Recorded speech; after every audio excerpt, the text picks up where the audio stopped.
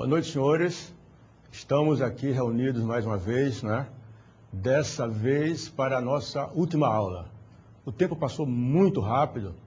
Estou lembrando agora, e estava comentando com o professor Alessi, que um dia desse nós chegamos aqui, era a nossa primeira aula, né? Mas, apesar de ser a última, o prazer continua sendo o mesmo. Renovo a cada aula o prazer de estar aqui reunido com vocês. Nós estamos muito satisfeitos com esse convívio, né? E na aula de hoje nós vamos, inicialmente, com o professor Alessi, fazer um apanhado de alguns pontos que ele achou interessante e que as consultas que vocês nos enviaram comprovaram isso, né?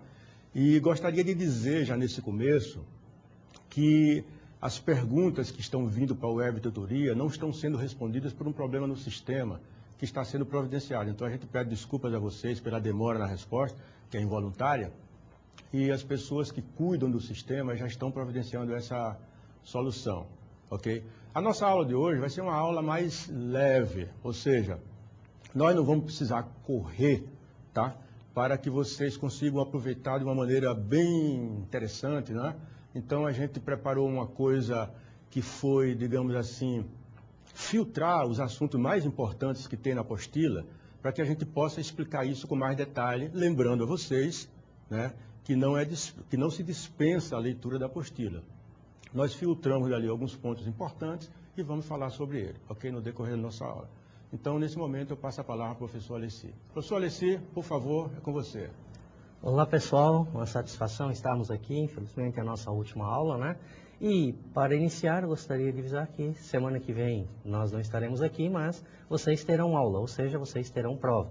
Não se esqueçam, a prova compreende as aulas 4, 5, 6 e 7, né? As últimas 4 aulas. Então, estudem bastante. Não esqueçam que, normalmente, o assunto dessas 4 aulas é acumulativo em relação às outras 3 que vocês tiveram. Então, façam uma revisão geral e depois estudem com maior profundidade, resolvam os exercícios, né, de maneira bem detalhada, para se prepararem bem para a prova da semana que vem, ok?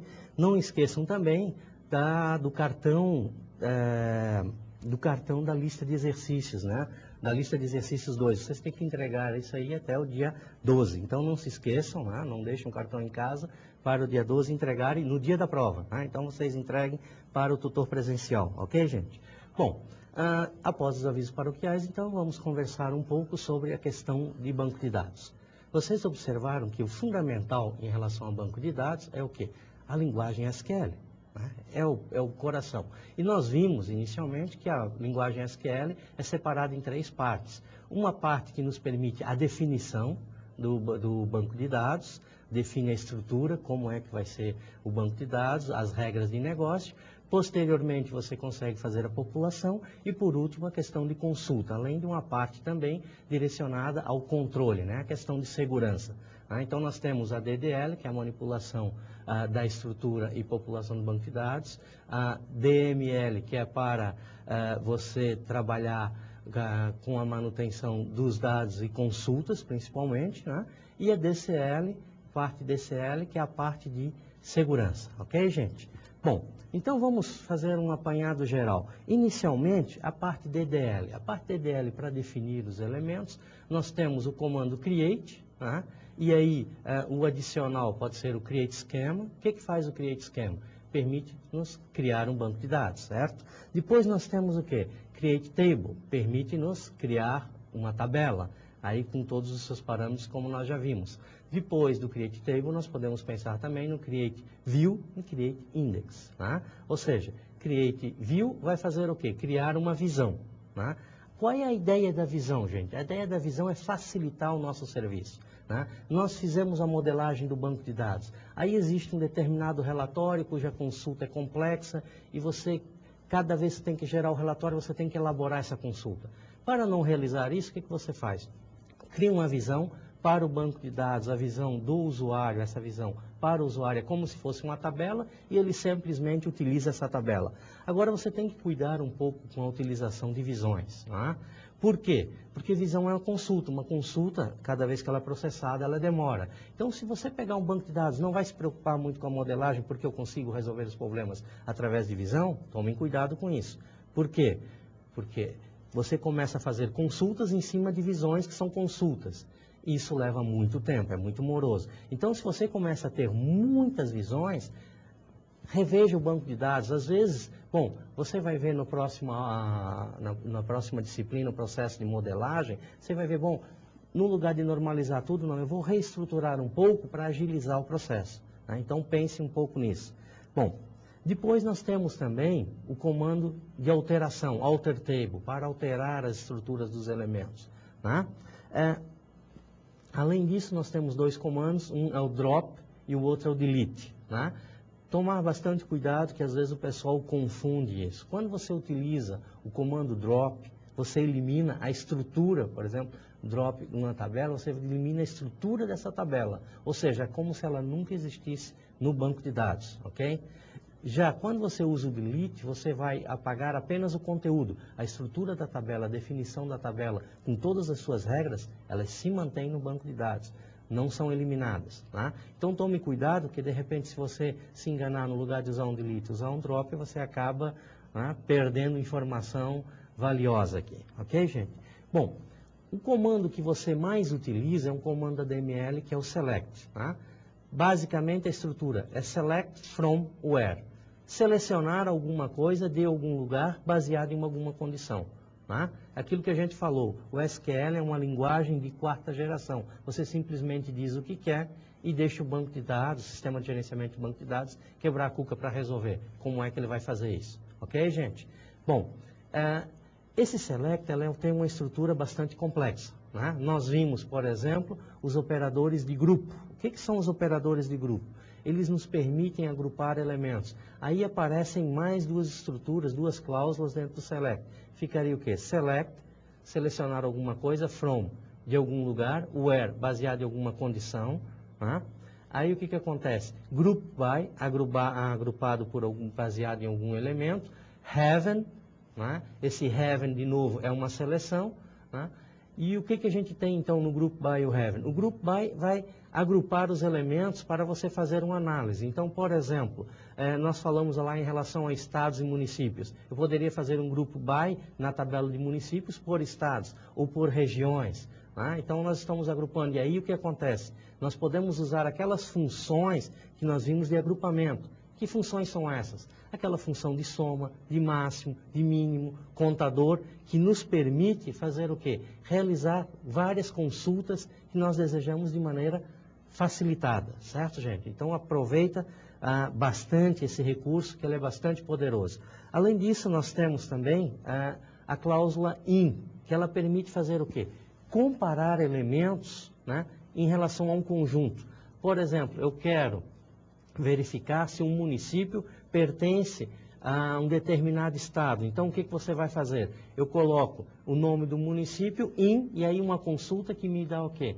Os municípios relacionados com cada estado. Então, o que vai acontecer? Ele vai verificar se existe naquele estado que eu estou fazendo a pesquisa o nome daquele município. É uma forma de você trabalhar, ok, gente? Bom, o comando DCL, ou seja, a parte DCL, dois comandos principais, é o comando grant e o comando revoke. Né? O grant faz o quê? Ele dá permissão, né? Ele dá direitos para você realizar, por exemplo, operações numa tabela, ou só visualizar a tabela, ou inclusive alterar a estrutura da tabela. Né? E o revoke retira esses direitos. Ok, gente?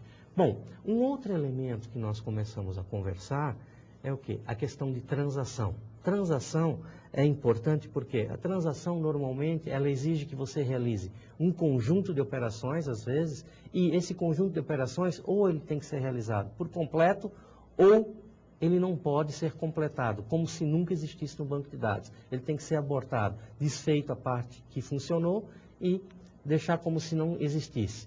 Então, o que acontece? A transação, ela tem basicamente 5 propriedades, toda transação. Primeiro, ela tem que ser atômica, ou seja, tem que ser única. Ou ela é realizada por completo, ou ela como se não existisse. Nunca é realizada, ok, gente?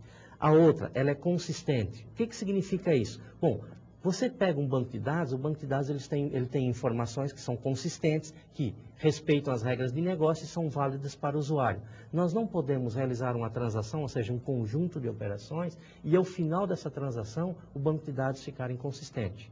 Tá? Esse é um problema. Então, o que acontece?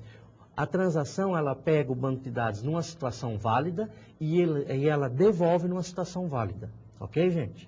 Bom, além disso, toda transação ela é executada como se fosse de forma isolada, ou seja, eu posso ter vários usuários executando transações simultaneamente, mas o que acontece é o seguinte, do ponto de vista da transação, é como se ela fosse executada única e exclusivamente no banco de dados, sem nenhuma outra operação, ok? Além disso, toda transação, o resultado dessa transação, ela é durável, ela é persistente, ou seja, ela é gravada no banco de dados. Né? Se a transação ela é efetivada, depois da execução, o que acontece? Todas as informações são gravadas no banco de dados e elas se mantêm.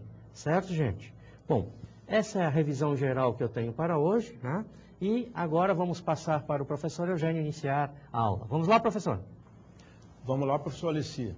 Vamos lá, rapaziada. É o seguinte, olha, hoje nós vamos trabalhar e estudar 3 aspectos muito importantes do uso de banco de dados e que nós não exploramos ainda, porque era motivo dessa última aula. São eles, o conceito de transaction, que pode ser chamado em português de transação, é assim que se chama em português. O conceito de história de procedure, que não é que não tem tradução, mas é que a tradução não representaria a realidade e por isso nós não vamos traduzir. E o trigger, que também em português não se traduz, apesar de alguns autores em alguns livros chamam de gatilho, ok? Então, nós vamos trabalhar com esses 3 aspectos. E nós vamos começar trabalhando na ordem que eu falei, ou seja, vamos começar trabalhando com a parte de transaction, ok? Então, olha, hoje eu vou falar bastante para vocês aqui, que eu falei que não estamos com pressa, temos que fazer, digamos assim, fazer valer o tempo que vocês se deslocam, várias pessoas se deslocam com muito sacrifício para chegar até o CA. Vamos fazer com que isso valha a pena para vocês, ok?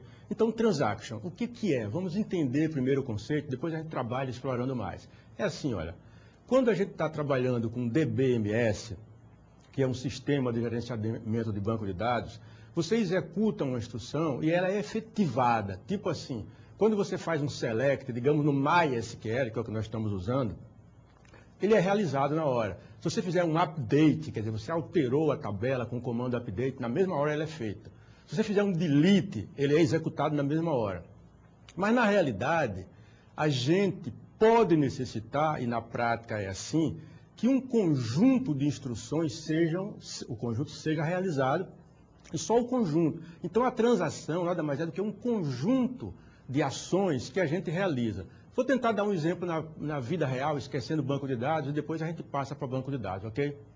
Imagine assim, você comprou um bem qualquer, né? Você comprou um bem, pagou o bem e espera receber o bem pelo qual você pagou.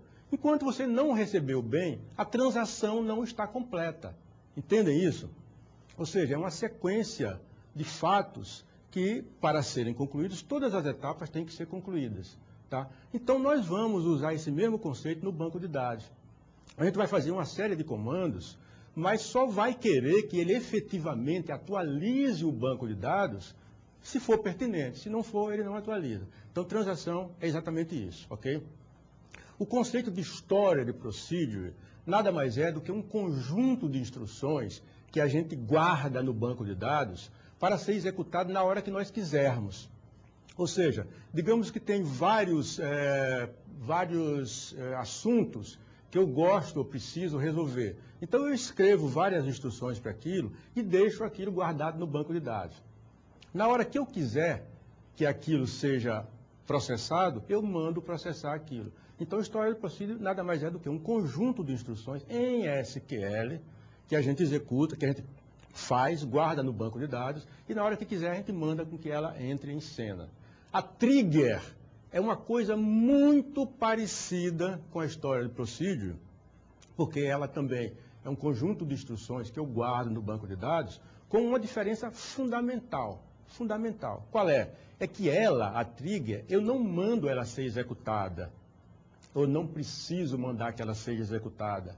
A trigger ela é executada automaticamente, atenção para isso, a trigger é executada automaticamente quando acontece algum evento, ok? Eu não estou dizendo qual é o evento ainda, porque obviamente eu vou explorar isso com bastante propriedade, já que é o assunto da aula de hoje, ok? Então nós vamos falar nesses 3 assuntos e eu vou ao quadro para começar a falar sobre os 3 assuntos, pelo primeiro deles. Vamos ao quadro junto comigo, por favor.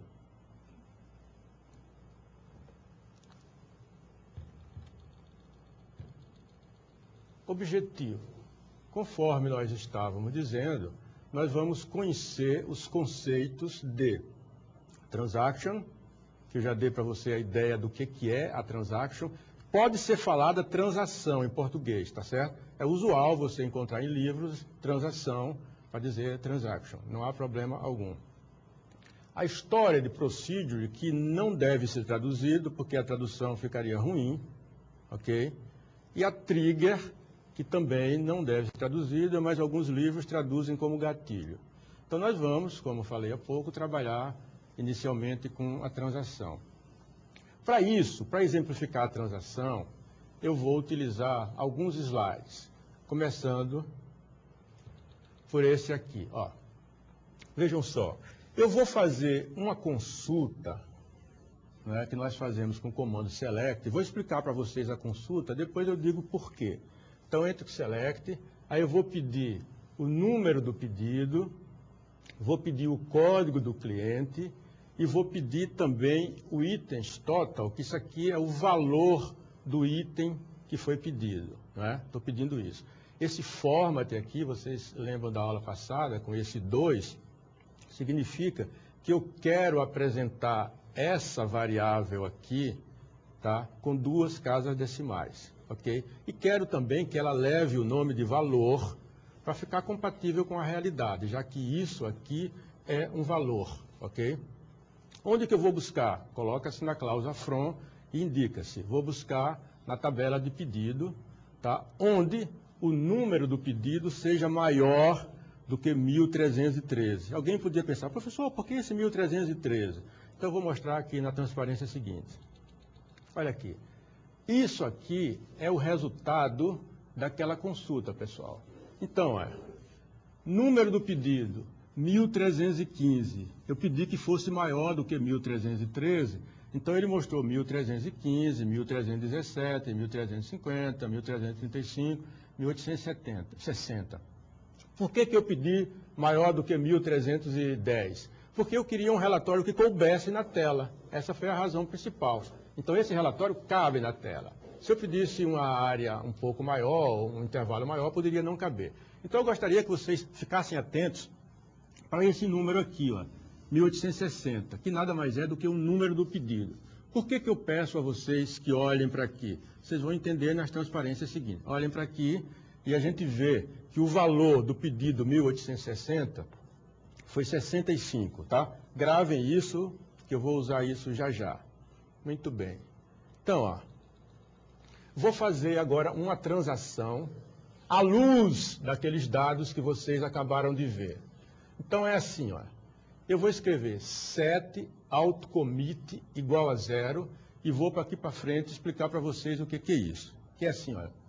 O autocommit, tá, permite com que, através de eu estar com ele setado, quer dizer, ligado ou desligado, fazer com que o banco de dados efetue diretamente cada instrução que eu executo ou não. Quando eu digo set autocommit igual a 0, eu estou dizendo, por favor, não execute a instrução na hora que eu mando, na hora que eu processo ela, só execute depois. Tá? Então, isso é o primeiro passo para usar uma transação, que nós vamos continuar na mesma transparência ali, por favor. Ok. Então, eu digo, ó, start transaction. Ou seja, mandei o DBMS, que é o sistema gerenciador, começar uma transação. Ok? Muito bem. Aí eu digo select, vocês conhecem isso. Isso aqui vocês não conhecem ainda. Isso aqui eu estou criando uma variável local. Tá? Então, bota-se esse símbolozinho aqui do arroba para criar uma variável cujo nome eu quis que fosse A. E essa variável eu quero que seja igual à soma dos itens totais, né? A soma do valor de cada item, que eu vou buscar na tabela de pedido. Estão entendendo? Então, né? Então, essas duas instruções aqui é a primeira parte dessa transação que eu estou dando como exemplo para vocês. Essa aqui é a primeira parte, ok? A segunda parte, eu estou dando o comando update, que nada mais é do que atualizar, não é? A tabela do pedido, dizendo assim, coloque nessa variável item total o resultado dessa coisa que eu acabei de calcular, que foi a soma, né? Calculei a soma. Eu estou mandando, através do update, ele colocar, set significa colocar, nesse atributo, que é o valor do item, essa soma total aqui. Tá? Agora, quando? Where número pedidos igual a 1860. Então, agora vocês vão entender porque eu pedi para vocês ficarem atentos nesse número. Ou seja, a minha transação está fazendo a soma de todos os itens da tabela, todos, e botando esse resultado aqui, ó, no número do pedido, igual a 1860. Então, até aqui, como eu estava falando, essa parte e essa parte não foram executadas ainda, porque nós pedimos, através do autocommit igual a 0, que não fosse. Se eu quisesse fazer com que cada instrução que eu executasse fosse processada na hora, eu botaria autocommit igual a 1, que é o default. O default, pessoal, significa assim, se eu não disser nada, o sistema, vai assumir que é 1, ou seja, qualquer coisa que eu faço, eu dou um comando, ele executa, eu dou outro comando, ele executa. Quando eu disse 0, eu estou dizendo, olha, por favor, não execute ainda não. Só execute quando eu der o comando commit. Quando eu digo commit, então esse comando que eu dei daqui até aqui, tá, vai ser executado. Tá? Então a transação é essa coisa que está depois do start transaction e termina aqui antes do commit, ok? Então eu mandei commit, quer dizer, mandei executar. Vejamos. O seguinte, eu preciso comentar para vocês essa tela aqui, ó. Até hoje, todos vocês têm utilizado essa pequena área daqui para escrever os seus comandos, né? Todo mundo escreve aqui o select e qualquer coisa que vocês estão escrevendo nessa área, não é verdade? Muito bem. E nessa área vocês estão obtendo sempre a resposta. Mas existem outros ambientes aqui dentro do SQL Browser e eu vou mostrar um deles, que é essa aqui, ó. Nesse lugar onde está escrito File, vocês não conseguem ver, mas eu botei que isso aqui é apenas para mostrar onde que vocês vão entrar, ok? Isso aqui, essa tela, eu sei que não está visível para vocês, principalmente para aqueles que estão com a televisão pequena, né? Mas é só como ponto de entrada, para vocês saberem que para usar a transação, vocês não vão escrevê-la aqui nesse lugar, ok? Vocês vão escrevê-la clicando aqui nesse file, aí essa tela vai abrir, e nessa tela eu tenho duas opções para escrever. Uma é essa aqui, e a outra é essa aqui. Ou seja, se eu clicar aqui, essa área aqui de baixo abre-se e eu escrevo aqui aquela transação que eu mostrei na tela anterior, ok? Vou voltar à tela para mostrar. Isso que está escrito aqui, eu posso clicar nesse ponto e escrever para cá. Essa é uma maneira. A outra maneira, eu escrevo aquela transação num arquivo qualquer e mando abrir através desse ponto. Vocês vão ter a oportunidade de, chegando em casa, ou alguém que está com o notebook aí, ou que tem o computador no centro, já vê isso agora. Então, isso aqui é apenas para vocês saberem aonde que vocês vão colocar para rodar a transação. Ok, pessoal? Muito bem. Aqui, ó. Então, agora eu vou fazer assim, na transação. Para que eu veja o que aconteceu depois da transação, eu vou dizer assim, selecione o número do pedido, aquela mesma query que nós fizemos antes. Ó, número do pedido eu peço para ver o código do cliente, peço para ver o itens com 2 casas decimais, né, de acordo com o formato, buscando no pedido, onde o número do pedido maior do que 1313. Vocês lembram, né? Exatamente a outra. Vamos ver o que aconteceu? Vamos. Olhem bem. Aqui está o mesmo relatório. Qual é a diferença que vocês veem aí? Claro, aqui que eu pedi no 1860, ele colocou, olha, vocês estão vendo aqui, ele colocou o quê? A soma de tudo que está nesse arquivo, porque foi isso que a transação pediu, ok? Isso que a transação pediu. Então, vejamos o seguinte, senhores.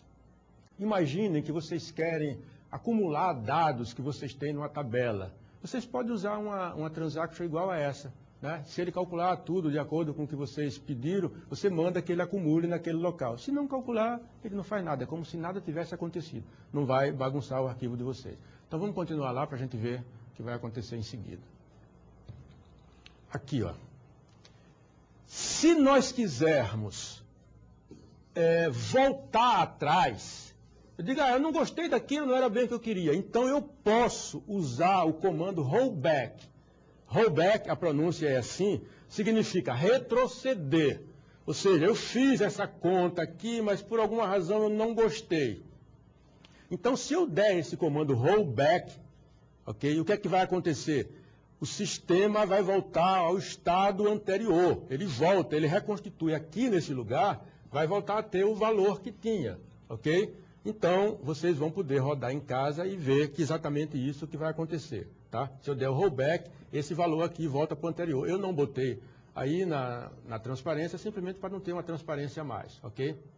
Bom, agora nós vamos falar de Stored Procedure, ok? Bom, eu volto aqui para vocês para relembrar o seguinte: Stored Procedure é um conjunto de instruções, todas em SQL, que a gente, por usá-la com frequência, usar esse conjunto com frequência, a gente deixa guardado em algum lugar. Na hora que quiser, manda fazer. Imagina que você tem assim um procedimento para calcular, digamos assim, imposto de renda de alguém que está lá naquela tabela. Pô, eu faço um procedimento, calculo imposto de renda assim, assado, ou calculo imposto de alguma outra coisa, né? E na hora que eu quero, eu digo, executa aquele comando, ele executa, ok? Então o objetivo da Stored Procedure é isso, ela fica armazenada no banco de dados e é usada na hora que eu quero. Então eu vou dar um exemplo. Lembrem o seguinte, olha, a Stored Procedure, ela tem um poder muito grande. Eu vou dar um pequeno exemplo dela, tá? Só para vocês verem, eu vou dar a forma mais simples dela para vocês verem como é que é. Vamos ver aqui no quadro. Então, ó, a gente usa o comando create, que vocês já conhecem, só que agora é procedure, porque é para criar uma Stored Procedure, e aqui eu vou escrever o nome dela, tá? Eu escrevi alô, tá? Alguém pode estranhar o H, em vez de escrever alô com acento. Para evitar acentuação, a gente usou essa letra aqui, ok? Para não botar isso, não quero botar, botei o alô. E tem que abrir e fechar o parênteses aqui, não esqueçam disso. Tá? Então aqui eu estou dizendo, crie uma Stored Procedure. Da mesma maneira que eu digo, cria uma tabela, né? Vocês já viram isso. Ok. Aí embaixo eu vou dizer, bom, o que é que eu quero que tenha nessa Stored Procedure? Aí eu escrevo, eu digo, eu quero que tenha select, abro uma aspas e boto, conforme prometi, aqui vai um alô para cada um de vocês, tá? Aí botei as promessa. Esse as aqui é um apelido que eu dou, tá? Para essa instrução toda que está aqui embaixo, tá certo? Para isso. Então, ao invés de aparecer no cabeçalho do relatório isso aqui, vai aparecer assim, promessa, vai aparecer promessa, e embaixo da promessa vai escrever aquela frase toda, conforme prometi, aí aparece aquilo que eu escrevi lá embaixo, ok? Então, isso é que faz, esse as faz aparecer no relatório a palavra promessa, e aqui embaixo aparece isso conforme realmente eu prometi. Agora, eu gostaria de dizer para vocês o seguinte, ó. Eu disse a vocês que qualquer coisa que eu apresento aqui, vocês podem copiar e colar que funciona. 100% de certeza. Aí alguns alunos mandaram alguns exemplos que eu copiava e colava e não funcionava. Então eu digo para vocês o seguinte, olha, quando foi feita a conversão pela equipe que faz a conversão dos PowerPoints, que é isso que vocês estão vendo, para o arquivo que vocês recebem lá, então eles trocaram, quer dizer, não eles, o software, por defeito do software, troca aquela aspas. Tá? Então, nesses casos, não funciona. Então, tem que botar aspas normal. É exatamente aquilo, você não tem que mexer nada, só que na conversão para PDF, houve esse problema. Então, fiquem sabendo disso, ok? Muito bem. Então, nesse momento, eu quero passar, então, a palavra ao professor Alessi para ele fazer as considerações e responder algumas perguntas. Professor Alessi, por favor. Ok, professor Eugênio. Então vamos lá. Apenas relembrando os avisos paroquiais, não esqueçam, semana que vem prova e principalmente também não esqueçam de entregar o cartão da lista de exercício número 2, provas, né? Aulas 4, 5, 6 e 7. E na outra semana, que vai ser no dia 19, vocês terão a prova substitutiva. Não esqueçam, a prova substitutiva, ela abrange toda a disciplina, ou seja, as aulas de 1 a 7, ok, gente? Nas duas provas aí, vocês terão todo o período de aula para realizar essas provas, tá? Nós não teremos aula, como vocês sabem. Bom, o que eu gostaria de falar? Primeiro, vamos responder algumas perguntas aqui. Inicialmente, eu recebi aqui umas 4, 5 perguntas a respeito daquelas letras que ficam perdidas ali, ou, por exemplo, você tem uma cláusula from, aluno, espaço, 1A, né? E depois, o que acontece? Por exemplo, where A ponto nome aluno igual a B ponto nome aluno. Bom, o que é esse A? O que é esse Azinho aí? Bom, esse A, a gente chama de eles um apelido dado para a tabela. No lugar de você escrever aluno, você simplesmente põe a letra A, agiliza. Ela não é obrigatória quando os campos têm nomes diferentes. Agora, se você usa 2 ou 3 tabelas que possuem campos com os mesmos nomes, aí o que acontece? Na cláusula que vai definir a condição, se você coloca, por exemplo, reg estado, né? Como nas tabelas lá que você tem a respeito dos estados lá, das regiões. Então, se você põe lá este código, e aí na outra tabela, município, na tabela estado também tem este código. O que acontece? Você põe as duas tabelas. Como é que o sistema de gerenciamento vai saber qual é qual? Você coloca um apelido, fica mais fácil, e aí você faz o quê? O apelido, ponto, o nome do campo que você tem. Com isso, elimina a dúvida, certo? Cada tabela vai ter um apelido diferente. Da mesma forma, quando você usa aquelas funções de agrupamento, lá, quando você usa o group by, você usa o count, o soma, né? Você soma a média, o average. O que acontece? Você pode também fazer o quê? Colocar as e colocar um apelido. E esse apelido você pode usar, por exemplo, na cláusula have, tá? Para ajudar, ou no próprio group by. Então, agiliza o processo, simplifica, né? Você não precisa colocar novamente o contador para a condição ou a média, porque se você colocar a média em cima para visualizar e colocar também na cláusula have, o que vai acontecer? Ele vai calcular 2 vezes. Né? Assim você chama um apelido, ele simplesmente calcula uma vez e coloca, você está tendo desempenho. Perfeito, gente? Bom, então não esqueçam da prova de vocês, a prova substitutiva, né? E mais uma pergunta aqui é com respeito do percentual e do underscore, aquele sublinha, que é usado com o operador like, né? Lembra, o operador like é para você fazer o quê? Comparar uma determinada string fixa com strings variáveis do banco de dados para recuperar algum conjunto de elementos com determinada característica. Por exemplo, você quer recuperar todos os estados que começam com a letra A. Como é que você faria? Né? Então, você teria o nome estado igual ao quê? Abre aspas, e aí você vai colocar A percentual. O percentual, ele substitui o quê? Uma string. Qualquer string de qualquer tamanho, qualquer caractere. Já o underscore, o que acontece? Significa, ele substitui qualquer caractere apenas. Ou seja, se eu quero pegar o nome de qualquer estado, não interessa a letra com que inicie e cuja segunda seja C, o que vai acontecer? Você vai fazer o quê? Like, né? Abre aspas, aí o underscore, a segunda C e percentual. Ou seja, não interessa a letra que inicia, a segunda será C e não interessa o restante. Ok, gente? Bom, agora eu gostaria então de passar a palavra aí para o professor Eugênio continuar a matéria. Vamos lá, professor, vamos para a trigger? Vamos lá, vamos continuar que temos bastante coisa interessante ainda. Bem, pessoal, sobre a Story Procedure, eu falei uma coisinha muito de leve, esqueci de dizer, digo agora, que na hora de chamar aquela Story Procedure, você usando o MySQL, usa call, C-A-L-L, e o nome da Story Procedure, ok? Se vocês usassem outro gerenciador, podia chamar por outro nome, podia chamar por exec, assim por diante. Queria esclarecer também rapidamente aqui o seguinte, olha, nós estamos usando o MySQL por uma razão muito simples, que é uma razão de abrangência, quer dizer, todos os alunos podem ter acesso a ele, já que ele é free.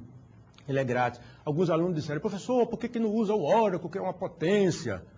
Realmente, o Oracle é muito bom, o MySQL também é, o SQL Server é fantástico, vários são, ok? Mas se eu usasse, por exemplo, o Oracle, eu ia limitar a meia dúzia de alunos que trabalham numa empresa que tem o Oracle. Se usasse o SQL Server, a mesma coisa. Então eu optei por usar por uma coisa que todo mundo tivesse acesso, ok? Mas lembro também a vocês o seguinte, vocês aprendem a dirigir um carro, então vocês sabem dirigir um carro. Se você pega um carro que a marcha é diferente para cima ou para baixo, você sabe dirigir um carro. Muito pior ainda, se você vai para a Inglaterra, onde o volante é do lado direito, você sabe dirigir o carro. Você vai se adaptar, daqui a meia semana você já está craque naquilo. Mesma coisa aqui, se você aprende o MySQL, mas eu vou trabalhar num ambiente que usa o SQL Server, rapidamente você adapta. Fiquem tranquilos com relação a isso, ok? Então agora, olha, eu vou falar sobre trigger. Sobre trigger, eu coloquei um exemplo paulatino, passo a passo, criando tudo do 0 ao 100%, para que vocês entendam bem. E porque a trigger, ela exige um pouco mais do que a história de procedure, tá? Se bem que a história de procedure também tem uma sofisticação que eu não falei, que é você passar parâmetros para ela. Se nós tivermos um pouco de oportunidade, nós falaremos isso antes de encerrar a aula. Mas agora vamos falar sobre trigger. Vamos no exemplo para o quadro junto comigo, por favor. Então, trigger. Atenção para todo mundo. Isso aqui não é para vocês rodarem no computador, tá? Isso aqui não é para rodarem no computador agora. Isso aqui é a forma do comando. Fiquem atentos, por favor. Nós vamos dar, nos slides seguintes, várias coisas para vocês rodarem no computador. Isso aqui não, tá? Isso aqui não é para botar no computador que não roda, ok? Isso é a forma geral. Como é a forma geral do trigger? É assim, ó. Create trigger. Para dizer, crie uma trigger, ok?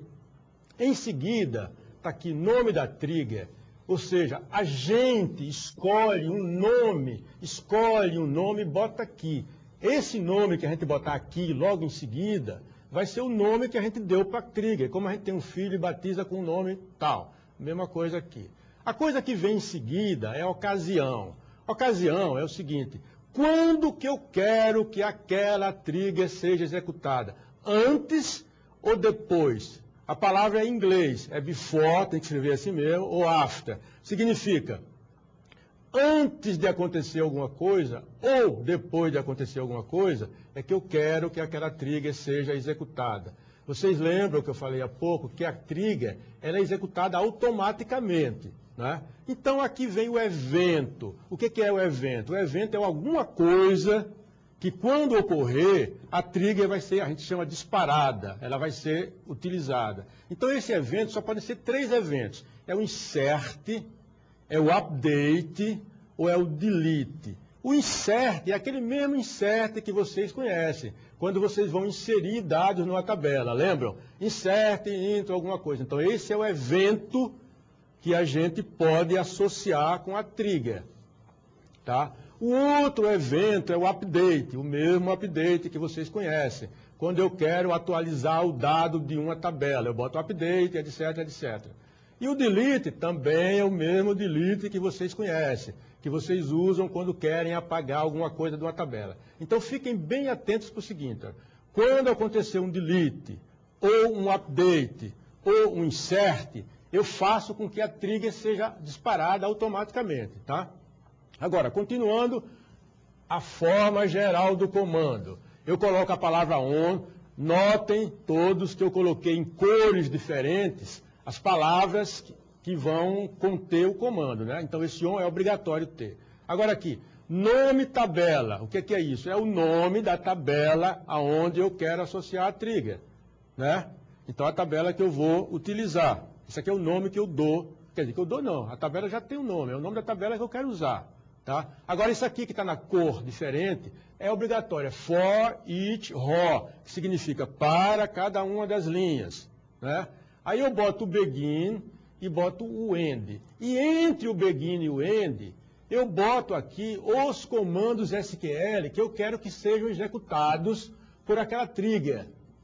Tá? Então, a forma geral é assim, create trigger, perdoe-me, aí eu dou o nome da trigger, dou o before ou o after, dou o insert ou o update ou o delete em função do que eu quero fazer, se é apagar, se é atualizar ou se é inserir, digo em qual tabela e depois aqui eu escrevo os comandos que eu quero que sejam executados, ok? Para isso aqui ficar entendido por todo mundo, eu acho que faltam algumas coisas ainda e eu vou dar todas elas, começando agora.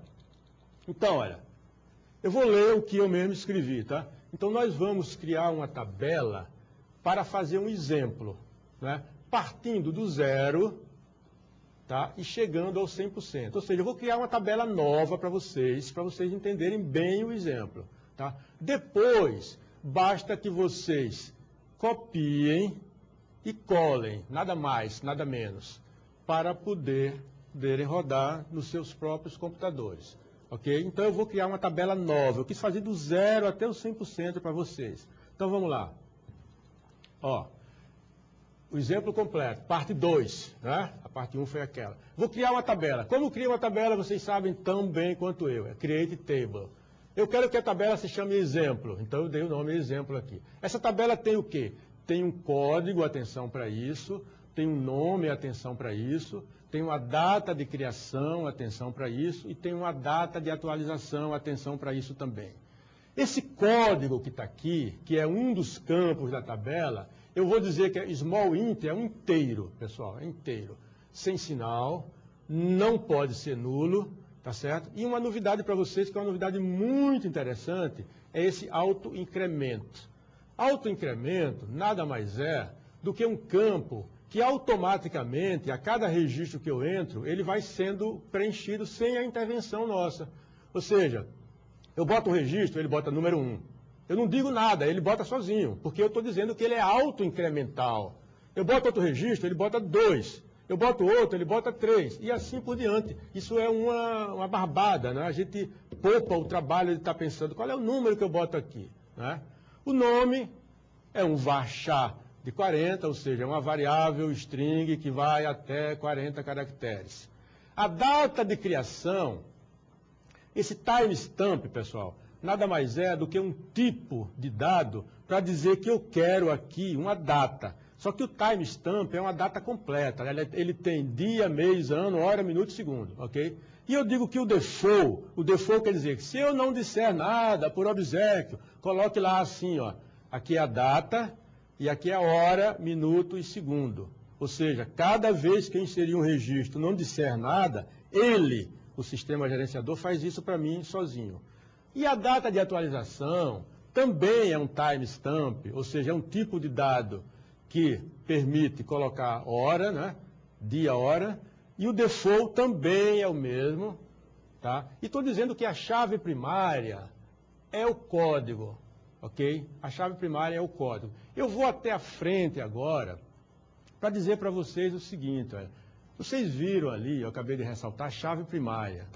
Toda tabela tem que ter chave primária, pessoal, tá? Ela pode não ter, mas se puder não ter, isso é uma prática ruim. É uma prática ruim. Não façam isso. Eu vejo que algumas pessoas fazem, mas porque talvez não tiveram orientação. Mas não façam isso. A boa técnica e a recomendação relacional diz que tem que ter. Vou dar um exemplo para vocês entenderem, para entenderem mesmo. Por exemplo, o fabricante de carro diz a você que você deve andar com o carro com os freios em dia, não é verdade? É, verdade. Mas vocês podem sair com o carro sem freio por aí. Podem. Não devem, mas podem. Tá? Em países mais rigorosos, se você quiser sair com o carro sem freio, o carro não sai do lugar. Ok? Não sai. Mas aqui no Brasil, se você sair com o carro sem freio ou com freio, tudo bem, a responsabilidade é sua. Mas o fabricante recomenda que não. Mesma coisa aqui, o fabricante diz, e a técnica relacional, tem que ter chave primária. Ok? Se o cara não botar, problema dele. Vamos continuar aqui.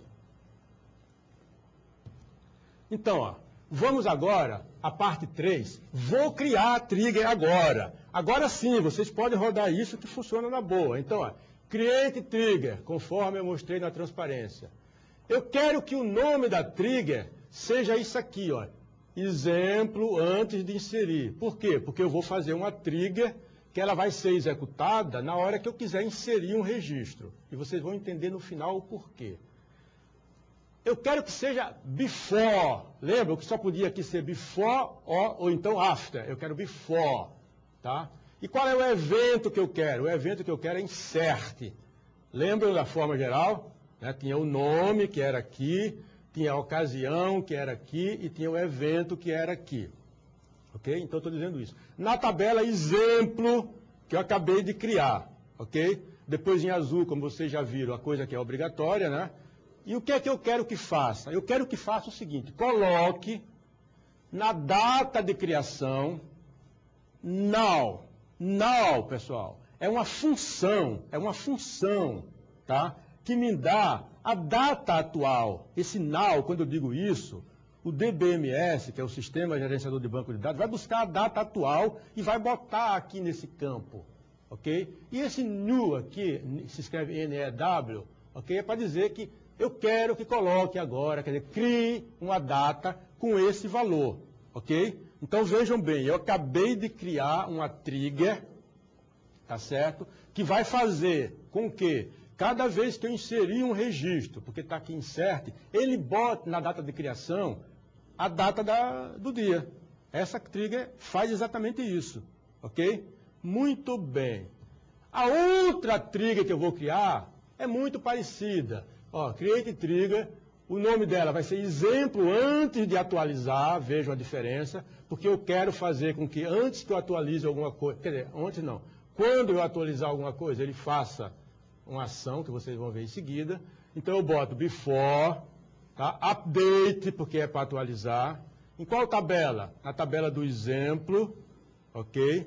E aqui é igual, não precisa nem pensar muito nisso, é só escrever isso aqui. E agora eu vou dizer aqui embaixo o que eu quero que faça. Eu quero que faça o seguinte, coloque, tá?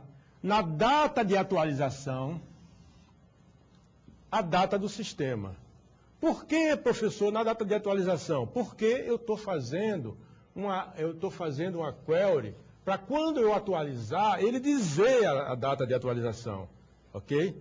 Muito bem. E eu quero ainda que na data de criação, ele pegue a mesma data de criação que estava lá. Para isso eu digo old. Old quer dizer a antiga data. Aqui esse new, tá? Significa na data atual da criação, tá? Você diga que ela é igual à data velha de atualização. A data velha de criação. Por que a data velha? Porque já foi criado. Aqui eu estou fazendo essa query, trigger, perdoe-me, ela vai rodar na hora que eu fizer um update, tá? Na hora que eu for lá e trocar, update quer dizer, eu vou lá e troco algum dado na tabela. Se eu troco algum dado na tabela, ele vai me dizer quando foi que trocou o dado na tabela, ok? É isso que faz. Então, ó, vamos dar continuação do exemplo. Aquela tabela que vocês viram aí está vazia, tá certo? Vocês vão criar isso em casa e a tabela está vazia, propositadamente. Então agora eu vou colocar dados nessa tabela. Então eu faço insert, into, na tabela exemplo, e eu vou colocar só o nome. Vocês lembram na tabela exemplo que eu tinha um código, vocês lembram que eu tinha um nome, vocês lembram que eu tinha a data de criação e a data de atualização. Vocês lembram, né, que eu criei essa tabela e vocês viram isso. Eu vou só trabalhar colocando o nome da pessoa, ok? Então, quais são os nomes que eu vou colocar? Em primeiro lugar, a Simone, está aqui, ok? Em segundo lugar, a Marta. Em terceiro lugar, o Pedro. Em quarto lugar, o João. Eu coloquei 4 registros nessa tabela e vamos ver o que aconteceu. Tá? Para ver o que aconteceu na tabela, eu dou um select, todo mundo, na tabela exemplo. Olha só que chocante, pessoal. Olha só. Olha só. Olhem para mim, por favor. Para mim não, para o quadro, e vejam. Código 1. Eu botei isso? Não, não botei. Eu mandei ele botar automaticamente. Código 2, automático. 3, automático. 4, automático. O que foi que eu fiz? A única coisa que eu fiz foi aqui, ó. Eu dei o nome da Simone, eu dei o nome da Marta, o nome do Pedro e o nome do João. Isso foi criado, não é? Vocês viram que eu criei. Na mesma hora, ele automaticamente botou aqui, ó. Ele botou 3 de 12 de 2007, 18 e 37. Foi a hora que eu fiz isso em casa ontem, anteontem. Aqui ele botou também a mesma hora, porque ele é muito rápido, né? Então, todos esses elementos aqui foram criados nessa hora pela trigger. A trigger fez isso sozinha. E também a Trigger fez isso aqui. Vocês lembram que eu disse que queria que o default fosse isso aqui, né? Quer dizer, ano nada, mês nada, dia nada e hora também nada. Então ele fez isso aqui sozinho, ok? Então eu fiz uma inserção e automaticamente ele fez isso e fez isso. A única coisa que nós fizemos foi isso aqui, através daquele insert, ok? Vejam como a Trigger trabalha, ela trabalha sozinha, sem a ajuda de ninguém. Agora eu vou fazer o seguinte, ó, vou dar um update, porque ao fazer o update, eu vou forçar com que a outra trigger entre em ação. Então eu dou update exemplo, né? Aí eu digo set, quer dizer, coloque o quê? Eu quero que coloque o nome igual a Renata, e atenção em casa todo mundo para essas aspas aqui, hein? Se na conversão tiver trocado a aspa, essa coisa não funciona. A aspa é desse jeito que eu coloquei aqui, tá? Ok. Eu digo where, código igual a 4. Vocês lembram no desenho anterior que eu tinha o código 1, 2, 3 e 4. O código 4, eu quero que no código 4 o nome seja Renata. Então vamos ver o que aconteceu? Mando rodar novamente, né? Para que veja. E ele me mostra assim, ó. O número 1 continua em primeiro lugar a Simone. Segundo lugar a Marta. Terceiro lugar o Pedro. Na quarto lugar a Renata. Porque eu mandei que aqui no item 4 entrasse a Renata. Outra observação que alguém faz para mim. Parabéns, você acertou. É isso mesmo. Aqui, ó. Tá vendo? Ó? A data que atualizou. Na hora que eu mandei atualizar aquilo, ele me disse que atualizou aqui. Ele me disse que aqui atualizou, ok? Então, pessoal, isso aqui é muito importante. Deixa eu ir para falar, olhando para vocês, o seguinte, olha.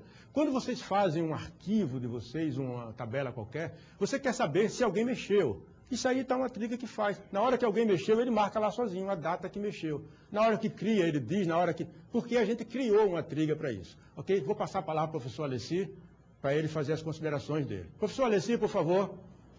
Muito bem, vocês viram aí, de maneira bastante interessante e bem prática, né? A utilização e o poder da trigger, né? Qual é o principal objetivo da trigger? É fazer alguns serviços, né, automaticamente para você, como vocês viram aí, por exemplo, a criação de uma estrutura de log, né, para controle de acompanhamento e registro, né? Além disso, ela serve para o quê? As regras de negócio, né? Por exemplo, você não quer que determinado aluno possa fazer mais do que 5 disciplinas. Então, você pode estabelecer uma regra de negócio do teu ambiente, da tua escola, e o que acontece? Você pode registrar isso através de uma trigger. Então, se o aluno, se você fizer a matrícula e começar, a hora que for registrar a 6ª disciplina, ele não irá deixar. Tá? Então, essa é a ideia básica da trigger. Implementar as regras de negócio para garantir a integridade do banco de dados e auxiliar no processo, né, automatizando alguns elementos. Bastante interessante também a questão da variável autoincremental, né? Ela auxilia, ela acelera o processo e garante o quê? Uma unicidade de valores. Isso é importante, por exemplo, na questão de chave primária. Né? Você não precisa se preocupar em verificar se o valor existe ou não. Passa a ser automático a criação. Para o usuário, não interessa o valor de chave primária para ele. O que interessa é que as regras, como ele estabeleceu no funcionamento do ambiente dele, funcionem adequadamente, né? Sejam respeitadas, mantenham as informações íntegras. Então, se ele não precisar digitar uma determinada chave e você colocá-la automático, é mais interessante, né? Então, pode ser aproveitado dessa forma. Né? Ok, gente? Bom, eu estou ficando por aqui, né? Espero que vocês tenham tido aí uma boa aula, né, ao longo dessa disciplina. Estudem bastante, aproveitem, né? E até a próxima, pessoal. Vamos lá, professor Eugênio. Vamos lá, professor Alessi. Bom, pessoal, eu não gostaria ou não vou terminar o curso sem fazer agradecimentos aqui à nossa equipe, ok? Eu convidei todos da equipe, as pessoas que estão por trás daqui das câmeras e tal, para que eles viessem aqui, mas eles não aceitaram, não teve jeito. Mas então eu vou pedir licença a vocês, para que eu leia o nome deles. Eu vou pegar um papel, com a permissão de vocês, e vou ler o nome deles, ok? Então, assim, pessoal, olha, a equipe, estou falando da equipe só do estúdio aqui. O nosso diretor é o Guto.